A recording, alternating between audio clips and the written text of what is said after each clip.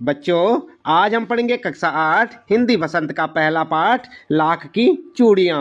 हम आपको बताएंगे बच्चों इस पाठ का सारांश और साथ ही साथ पाठ से संबंधित प्रश्नों के उत्तर भी। लेकिन उससे पहले आइए देख लेते हैं एक झलक इस पाठ की, ताकि आपको पूरा पाठ अच्छे से समझ आ जाए, आप इसे पढ़ भी सकें और यहाँ पर जो आपको प्रश्नों के उत्तर बताए जाएंगे उन्हें भी आप अच्छे से समझ सकेंगे। तो चलिए देख लेते हैं हिंदी वसंत का पहला पाठ लाख की चूड़ियां। आप यहाँ से देख सकते हैं इस पाठ को आप अच्छे से पढ़ें, समझें और इसके बाद हम आपको यहाँ पर इस पाठ से संबंधित जो प्रश्नों के उत्तर बताएंगे उन्हें आप अच्छे से याद भी करेंगे। तो इस प्रकार से आप जो है पूरी जानकारी लें इस पाठ को पढ़कर, और इसके बाद हम आपको बताएंगे इस पाठ के अंत में जो प्रश्न दिए हुए हैं तो उनके उत्तर हम आपको बताने वाले हैं। आप देख सकते हैं यहाँ पर ये है इसके अभ्यास प्रश्न। और तो ये सारे जो यहाँ पर प्रश्न है बच्चों, इन सारे प्रश्नों के उत्तर हम आपको यहाँ पर बताने वाले हैं। आप जो है अपनी पेन और कॉपी लेकर बैठ जाएं और जो जो हम यहाँ पर आपको उत्तर बताएंगे उन्हें आप लिखते जाएं। तो चलिए सबसे पहले शुरू करते हैं यहाँ पर पाठ का सारांश। क्या कुछ कहा गया है इस पाठ में। कहानी की शुरुआत लेखक के बचपन से शुरू होती है। लेखक को अपने मामा के गांव जाना बहुत पसंद था, क्योंकि वहां बदलू नाम का एक मनिहार यानी कि चूड़ी बनाने वाला उन्हें ढेर सारी सुंदर सुंदर लाख की गोलियां बनाकर देता था, जिनके साथ खेलना लेखक को बहुत अधिक पसंद था। छुट्टियां खत्म होने के बाद जब वह अपने घर लौटते थे तो उनके पास ढेर सारी रंग बिरंगी गोलियां हुआ करती थी, जिन्हें देखकर उनकी उम्र के बच्चे बहुत आकर्षित होते थे। बदलू उनके मामा के गांव के रहने वाले थे, इसलिए वो रिश्ते में लेखक के मामा लगते थे। लेकिन गांव के अन्य बच्चे उन्हें काका कहकर बुलाते थे, इसलिए लेखक भी उन्हें बदलू काका ही कहने लगे। बदलू अपने घर के सामने ही एक पुराने नीम के वृक्ष के नीचे बैठकर चूड़ियां बनाने का काम करते थे। उनके सामने ही जलती भट्टी व अन्य औजार रखे रहते थे, जिनकी मदद से वो अक्सर लाख को पिघलाकर एक से एक खूबसूरत व मजबूत लाख की चूड़ियां बनाया करते थे। बदलू काका को हुक्का पीने का शौक था, इसलिए काम के बीच में वो हुक्का भी पी लेते थे। लेखक जब अपने मामा के गांव में जाते थे तो वे अक्सर दोपहर के समय बदलू काका के पास जाकर घंटों बैठे रहते थे और उनके काम को देखते रहते थे। बदलू काका भी उन्हें प्यार से लल्ला कहते थे। क्या कहते थे बच्चों? लल्ला। बदलू पेशे से एक मनिहार था। चूड़ियां बनाना उसका पैतृक पेशा था, यानी उसके पिता दादा सब चूड़ियां बनाने का ही काम करते थे और उनकी रोजी रोटी कमाने का भी यही एक तरीका था। उनकी चूड़ियां खूब बिकती थी। गांव की सभी महिलाएं उन सुंदर सुंदर चूड़ियों को बदलू काका से खरीदकर पहनती थी, लेकिन बदलू काका उनसे पैसे लेने के बजाय अनाज लेते थे। वस्तु विनिमय का यह पुराना तरीका था, यानी कि वस्तु विनिमय का मतलब होता है सामान के बदले सामान लेना, वस्तु विनिमय कहलाता है। आई बात समझ में? आगे, बदलू स्वभाव से बहुत सीधा साधा था। वह किसी से लड़ता झगड़ता नहीं था, बस अपने काम से मतलब रखता था। लेकिन शादी विवाह के अवसरों पर कभी कभी जिद पकड़ बैठ जाता था। शादी ब्याह के अवसरों पर सुहाग की चूड़ियों को थोड़ा महंगा बेचकर खूब कमाई करता था। सुहाग की चूड़ियों को बहुत ही पवित्र माना जाता है, इसलिए सुहाग की चूड़ियों के बदले लोग बदलू काका की पत्नी के लिए वस्त्र और घर के प्रत्येक सदस्य के लिए कुछ न कुछ उपहार, बदलू के लिए पगड़ी व कुछ रुपए भी देते थे। सो शादी के वक्त उसकी अच्छी खासी आमदनी हो जाती थी। बदलू काका लेखक की अच्छी खातिरदारी करते थे। कभी उनको गाय के दूध में मलाई डालकर तो कभी आम की फसल में आम खिलाते थे और साथ में कुछ लाख की गोलियां बनाकर भी देते थे। बदलू काका को कांच की चूड़ियां जरा भी पसंद नहीं थी, क्योंकि वो लाख की चूड़ियां बनाते थे। लेकिन धीरे धीरे गांव का भी शहरीकरण हो गया, नए नए उद्योग स्थापित हो गए और वस्तुएं मशीनों द्वारा बनाए जाने लगी जो लोगों को खूब पसंद आती थी। अब गांव की महिलाएं भी लाख की चूड़ियों की जगह कांच की चूड़ियां पहनने लगी थी। इसलिए अब उनका धंधा धीरे धीरे मंदा होता चला गया। लेखक गर्मियों की छुट्टियों में मामा के गांव चले जाते थे और स्कूल खुलने पर वापस अपने घर आ जाते थे। लेकिन अचानक लेखक के पिता का ट्रांसफर दूसरे शहर हो गया, जिस कारण लेखक 8-10 वर्षों तक मामा के गांव नहीं जा पाए। इस बीच उम्र बढ़ने के साथ साथ उनकी लाख की गोलियों में भी रुचि कम हो गई। लंबे अरसे के बाद जब लेखक अपने मामा के गांव गए, एक दिन अचानक बरसात की वजह से उनके मामा की लड़की आंगन में फिसलकर गिर पड़ी और हाथ में पहनी कांच की चूड़ियां टूटकर उसकी कलाई में चुभ गई, जिसकी वजह से काफी खून बह गया। लेखक के मामा उस वक्त घर पर नहीं थे, इसलिए लेखक ने ही अपनी बहन की मरहम पट्टी की। तभी लेखक ने महसूस किया कि गांव की अधिकतर महिलाएं अब लाख की चूड़ियों की जगह कांच की चूड़ियां पहनने लगी हैं। तब लेखक को बदलू काका का ध्यान आया और वो उनसे मिलने चले गए। जब वो बदलू काका के घर पहुंचे तो देखा कि बदलू उसी नीम के पेड़ के पास एक खटिया यानी कि चारपाई डालकर लेटे हुए थे। बदलू को लेखक को पहचानने में थोड़ी मुश्किल हुई, लेकिन धीरे धीरे उन्हें याद आ गया। कुशल सेम पूछने के बाद जब लेखक ने चूड़ियों के काम धंधे के बारे में पूछा तो उन्होंने बताया कि उन्होंने कई साल पहले ही काम करना बंद कर दिया, क्योंकि अब गांव की सभी महिलाएं कांच की चूड़ियां पहनने लगी हैं। बदलू लेखक को बताने लगा कि आजकल सभी कुछ मशीनों से होता है, खेत जोतना हो या कांच की चूड़ियां बनाना या कुछ और, इसलिए लाख की चूड़ियों को कोई पसंद नहीं करता। बदलू काका अब काफी कमजोर हो चुके थे। लेखक की खातिरदारी के लिए बदलू काका ने अपनी बेटी से आम मंगवाए। जब उनकी बेटी आम लेकर आई तो लेखक ने देखा कि उनकी बेटी ने अपने पिता द्वारा बनाई गई सुंदर लाख की चूड़ियां पहन रखी हैं। तब बदलू ने उन लाख की चूड़ियों के बारे में बताया कि चूड़ियां जमींदार साहब की बेटी के लिए बनवाई गई थी, लेकिन अच्छे दाम न मिलने की वजह से बदलू ने उन्हें जमींदार साहब को ये चूड़ियां नहीं दी। बदलू ने इस मशीनी युग में भी हार नहीं मानी। भले ही बदलू का काम इस मशीनी युग की वजह से बंद हो चुका था, लेकिन उन्होंने हार न मानी और ना ही वो पीछे हटे। वो वाकई में बहुत परिश्रमी स्वभाव के थे और अपने काम को पूर्ण निष्ठा के साथ करना पसंद करते थे। ठीक है बच्चों, तो ये था यहाँ पर इस कहानी का सारांश। कहानी थी लाख की चूड़ियाँ। आइए आगे देख लेते हैं यहाँ पर इस पाठ से संबंधित प्रश्नों के उत्तर अभ्यास प्रश्न उत्तर में। और सबसे पहले आप अपनी पाठ्य पुस्तक में देखें बच्चों, आपको देखने को मिलेगा कहानी से। और यहाँ पर पहला प्रश्न है आपके लिए, बचपन में लेखक अपने मामा के गांव चाव से क्यों जाता था और बदलू को बदलू मामा न कहकर बदलू काका क्यों कहता था। जानते हैं बच्चों क्यों कहता था?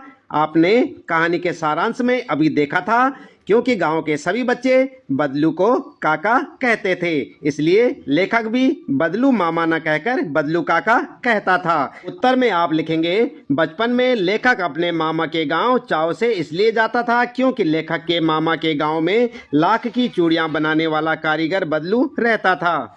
लेखक को बदलू काका से अत्यधिक लगाव था क्योंकि वह लेखक को लाख की ढेर सारी रंग बिरंगी गोलियां देता था जो उसे बहुत अच्छी लगती थी। वैसे तो लेखक के मामा के गांव का होने के कारण उसे बदलू को बदलू मामा कहना चाहिए था, पर लेखक उसे बदलू मामा न कहकर बदलू काका कहता था क्योंकि गांव के सभी बच्चे उसे यही कहा करते थे। आई बात समझ में बच्चों? इस प्रकार से आप अपने पहले प्रश्न का उत्तर लिख सकते हैं। इसके बाद दूसरा प्रश्न शुरू होता है आपका, वस्तु विनिमय क्या है, विनिमय की प्रचलित पद्धति क्या है। तो आपने अभी कहानी के सारांश में पढ़ा था बच्चों, वस्तु विनिमय क्या है, वस्तु के बदले वस्तु का लेना या देना वस्तु विनिमय कहलाता है। आइए उत्तर में आप लिख सकते हैं बच्चों, उत्तर में आप लिखेंगे वस्तु विनिमय वह पद्धति है जिसमें एक वस्तु देकर दूसरी वस्तु ली जाती है। पुराने समय में वस्तु के लिए पैसे नहीं लिए जाते थे, बल्कि वस्तु के बदले वस्तु लिया दी जाती थी। किंतु अब मुद्रा के चलन के कारण वर्तमान परिवेश में वस्तु का लेन देन मुद्रा के द्वारा होता है। अब विनिमय की प्रचलित पद्धति पैसा है। पुराने समय में क्या हुआ करती थी बच्चों, वस्तु विनिमय, और अब क्या है, विनिमय की पद्धति क्या है, पैसा। ठीक है, इसके बाद आइए तीसरा प्रश्न देख लेते हैं। यहाँ पर तीसरा प्रश्न है आपके लिए, मशीनी युग ने कितने हाथ काट दिए हैं। इस पंक्ति में लेखक ने किस व्यथा की ओर संकेत किया है। तो बच्चों आप ध्यान दें, आप उत्तर में लिख सकते हैं, इस पंक्ति में लेखक ने कारीगरों की व्यथा की ओर संकेत किया है कि मशीनों के आगमन के साथ कारीगरों के हाथ से काम धंधा छिन गया है, मानो उनके हाथ ही कट गए हों। उन कारीगरों का रोजगार इन पैतृक काम धंधों से ही चलता था। इसके अलावा उन्होंने कभी कुछ नहीं सीखा था। वे पीढ़ी दर पीढ़ी अपनी इस कला को बढ़ाते चले आ रहे हैं और साथ में रोजी रोटी भी चला रहे हैं, परंतु मशीनी युग ने उनकी रोजी रोटी पर वार किया है। मशीनों ने लोगों को बेरोजगार बना दिया है और वे भूखों मरने की कगार पर आ गए हैं। मशीनों के प्रयोग से बदलू जैसे कुशल कारीगरों के हाथ से काम धंधा छिन गया है। वे या तो बेरोजगार हो गए हैं या फिर अन्य कोई व्यवसाय अपनाने को विवश हैं। ठीक है, इस प्रकार से आप अपने तीसरे प्रश्न का उत्तर लिख सकते हैं बच्चों। चौथा प्रश्न शुरू होता है आपका, बदलू के मन में ऐसी कौन सी व्यथा थी जो लेखक से छिपी ना रह सकी। तो जानते हैं आप बच्चों कौन सी व्यथा थी, आपने पाठ में पढ़ा होगा। उत्तर में आप लिख सकते हैं, बदलू लाख की चूड़ियां बेचा करता था, परंतु जैसे जैसे कांच की चूड़ियों का प्रचलन बढ़ता गया उसका व्यवसाय ठप पड़ने लगा। अपने व्यवसाय की यह दुर्दशा बदलू को मन ही मन कचोटती थी। बदलू के मन में इस बात की व्यथा थी कि मशीनी युग के प्रभाव स्वरूप उस जैसे अनेक कारीगरों को बेरोजगारी और उपेक्षा का शिकार होना पड़ा है। अब लोग कारीगरी की कद्र न करके दिखावटी चमक पर अधिक ध्यान देते हैं। यह व्यथा लेखक से छिपी न रह सकी। ठीक है, अगला प्रश्न है बच्चों, पांचवा प्रश्न, मशीनी युग से बदलू के जीवन में क्या बदलाव आया। तो क्या बदलाव आया बच्चों, उसके हाथ से काम धंधा छिन गया है ना। तो उत्तर में आप लिख सकते हैं, मशीनी युग से बदलू के जीवन में यह बदलाव आया कि बदलू का व्यवसाय बंद हो गया, वह बेरोजगार हो गया, काम न करने से उसका शरीर भी ढल गया, उसके हाथों माथे पर नसें उभर आई, अब वह बीमार और चिंतित रहने लगा। ठीक है, इस प्रकार से आप लिख सकते हैं अपना उत्तर। इसके बाद बच्चों यहाँ पर शुरू होते हैं आपके लिए कहानी से आगे, और पहला प्रश्न है, आपने मेले बाजार आदि में हाथ से बनी चीजों को बिकते देखा होगा। आपके मन में किसी चीज को बनाने की कला सीखने की इच्छा हुई हो और आपने कोई कारीगरी सीखने का प्रयास किया हो तो उसके विषय में लिखिए। तो क्या लिखेंगे आप बच्चों, आपके मन में कोई ऐसी इच्छा जागृत हुई है। उत्तर में आप लिख सकते हैं, मैंने मेले बाजार में हाथ से बने रंग बिरंगे खिलौने, रंगीन और सफेद मोमबत्तियां, हाथ के पंखे, जूट के बने सामान देखे हैं। ये सामान अत्यंत मनमोहक होते हैं। मैंने एक कलाकार के पास जूट से बने सामानों को बनाना सीखना शुरू कर दिया। लगभग 6 महीने सीखने के उपरांत मैं अपने आप सामान बनाकर बेचने लगा। इससे मुझे अतिरिक्त आमदनी होने लगी। ठीक है बच्चों, चाहे तो आप इस प्रकार से लिख सकते हैं या अपने अनुभव के हिसाब से आप अपना उत्तर लिख सकते हैं। दूसरा प्रश्न है बच्चों, लाख की वस्तुओं का निर्माण भारत के किन किन राज्यों में होता है। लाख से चूड़ियों के अतिरिक्त क्या क्या चीजें बनती है, ज्ञात कीजिए। तो आप जानते हैं बच्चों कौन कौन से राज्यों में होता है और क्या क्या चीजें बनती हैं। आइए उत्तर में आप लिख सकते हैं, लाख की वस्तुओं का निर्माण भारत के राजस्थान, कर्नाटक और उत्तर प्रदेश आदि राज्यों में होता है। लाख से चूड़ियाँ, मूर्तियाँ, गोलियाँ तथा सजावट की वस्तुओं का निर्माण होता है। ठीक है, इस प्रकार से आप अपना उत्तर लिख सकते हैं। फिर शुरू होते हैं यहाँ पर बच्चों अनुमान और कल्पना से संबंधित प्रश्न। और पहला प्रश्न आपके लिए, घर में मेहमान के आने पर आप उसका आतिथ्य सत्कार कैसे करेंगे? तो कैसे करते हैं बच्चों, आप अपने अनुभव के हिसाब से भी लिख सकते हैं और चाहे तो ऐसे लिखें। घर में मेहमान आने पर मैं उन्हें यथोचित प्रणाम कर बैठक में उन्हें बिठाऊंगा। उन्हें जलपान कराकर उनसे आने का कारण पूछूंगा। उन्हें यदि पिताजी से काम है तो वे कब तक आएंगे यह बताऊंगा। यदि वे रुककर इंतजार करते हैं तो उनके साथ प्रेम पूर्वक बातें करूंगा तथा उनकी सुविधा का ध्यान रखूंगा। यही सब करेंगे ना आप बच्चों। और दूसरा प्रश्न यहाँ पर, आपको छुट्टियों में किसके घर जाना सबसे अच्छा लगता है? वहाँ की दिनचर्या अलग कैसे होती है, लिखिए। तो बच्चों, इस प्रश्न का उत्तर भी आप अपने हिसाब से लिख सकते हैं कि आप किसके घर जाना सबसे अच्छा आपको लगता है और वहाँ दिनचर्या यानी कि आप क्या क्या करते हैं, क्या क्या कार्यकलाप होते हैं, ये सब आप लिख सकते हैं। और चाहे तो आप उत्तर में इस प्रकार से लिख सकते हैं, मुझे छुट्टियों में अपने नाना नानी के घर जाना सबसे अच्छा लगता है। वहाँ की दिनचर्या यहाँ की दिनचर्या से बिल्कुल अलग होती है। वहाँ मामा के लड़के तथा लड़की के साथ खेलते हुए खेतों की ओर जाना, बाग में पेड़ पर चढ़ना, गर्मियों में आम तोड़ना, बाग में पेड़ों की छाया में अनेक खेल खेलना अच्छा लगता है। शाम को नानी से कहानियाँ सुनना, एक साथ बैठकर गपशप करना अच्छा लगता है। ठीक है। अगला प्रश्न है बच्चों तीसरा, मशीनी युग में अनेक परिवर्तन आए दिन होते रहते हैं। आप अपने आसपास से इस प्रकार के किसी परिवर्तन का उदाहरण चुनिए और उसके बारे में लिखिए। तो यहाँ पर आप ध्यान दें बच्चों, आप लिख सकते हैं उत्तर में, मशीनी युग में अनेक परिवर्तन हम कहीं भी देख सकते हैं। अपने आसपास हुए परिवर्तन का एक उदाहरण मैं प्रस्तुत कर रहा हूँ। मेरी कॉलोनी से कुछ दूर पर खेत है।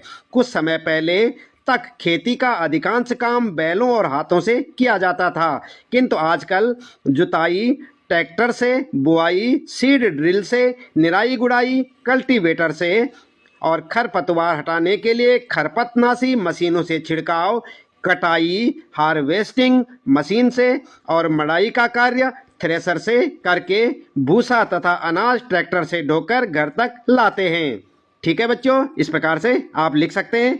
अगला प्रश्न है चौथा, बाजार में बिकने वाले सामानों की डिजाइनों में हमेशा परिवर्तन होता रहता है। आप इन परिवर्तनों को किस प्रकार देखते हैं, आपस में चर्चा कीजिए। तो उत्तर में आप लिख सकते हैं बच्चों, उत्तर लिखेंगे, आज का युग विज्ञान और तकनीकी का युग है। आज नित्य नए आविष्कार होने से तरह तरह की वस्तुएं बाजार में आ रही हैं।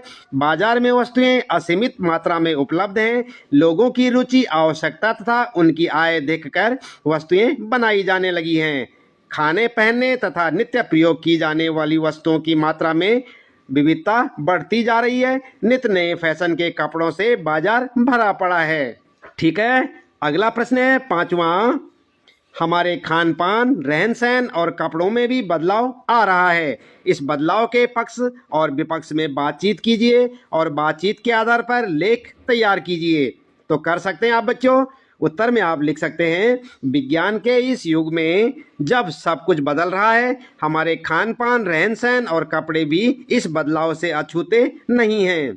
इस बदलाव का असर सब पर देखा जा सकता है। कुछ लोगों की बातचीत को आधार मानकर कहा जा सकता है कि कुछ लोगों के विचारों से यह बदलाव अच्छा है तथा कुछ इतनी तेजी से हो रहे बदलाव को शुभ संकेत नहीं मानते हैं। ठीक है, इस प्रकार से आप लिख सकते हैं। और ध्यान दें बच्चों, इस विषय पर दो समूह बनाकर पक्ष विपक्ष में अपनी बात रखते हुए आप स्वयं चर्चा करें और बातचीत के आधार पर आलेख तैयार भी कर सकते हैं, यानी कि किसने क्या कहा वो सब यहाँ पर लिख सकते हैं। आगे यहाँ पर शुरू होते हैं आपके लिए भाषा की बात के प्रश्न।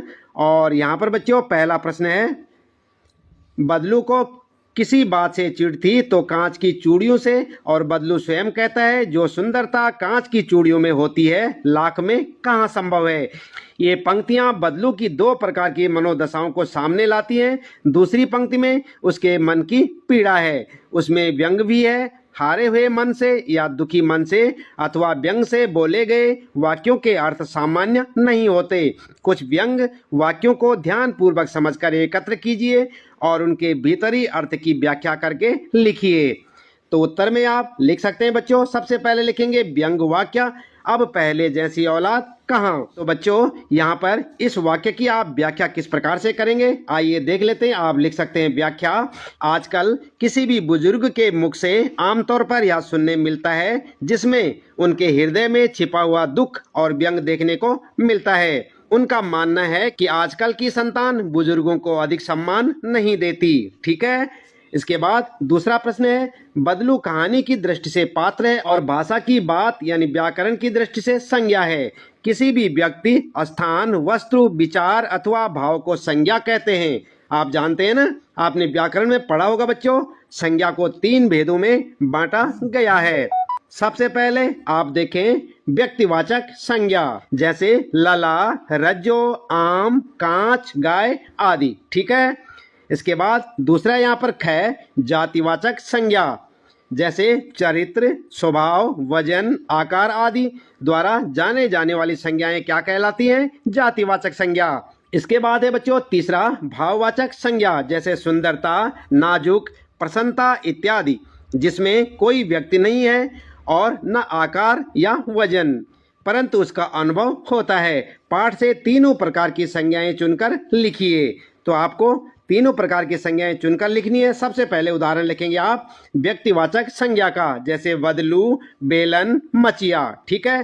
फिर जातिवाचक संज्ञा का उदाहरण लिखेंगे आदमी, मकान और शहर। ठीक है। इसके बाद भाववाचक संज्ञा का उदाहरण आप लिख सकते हैं स्वभाव, रुचि और व्यथा। ठीक है। और आपके प्रश्न का उत्तर हो जाएगा। इसके बाद बच्चों तीसरा प्रश्न है, गांव की बोली में कई शब्दों के उच्चारण बदल जाते हैं। कहानी में बदलू वक्त यानी समय को बखत, उम्र वय या आयु या उम्र कहता है। इस तरह के अन्य शब्दों को खोजिए जिनके रूप में परिवर्तन हो, अर्थ में नहीं। तो उत्तर में आप लिख सकते हैं बच्चों, आपने पाठ में ऐसे कई शब्द देखे होंगे। तो उत्तर में आप लिख सकते हैं बच्चों, जैसे मनुष्य के लिए इंसान। ठीक है। दुख के लिए रंज। ठीक है। और इसी प्रकार से मायूसी या गम। ठीक है। आगे जिंदगी या जीवन, संतान या औलाद। ठीक है। और आपके प्रश्न का उत्तर हो जाएगा। तो बच्चों इस प्रश्न के उत्तर के साथ ही इस पाठ से संबंधित प्रश्नों के उत्तर यहाँ पर समाप्त होते हैं। उम्मीद है कि आपको अच्छे से समझ आए होंगे। आप अपनी नोटबुक में नोट करें और अपनी परीक्षा की अच्छी सी तैयारियां करें। तो मिलते हैं अगली वीडियो में नए पाठ के कुछ नए प्रश्न उत्तरों के साथ।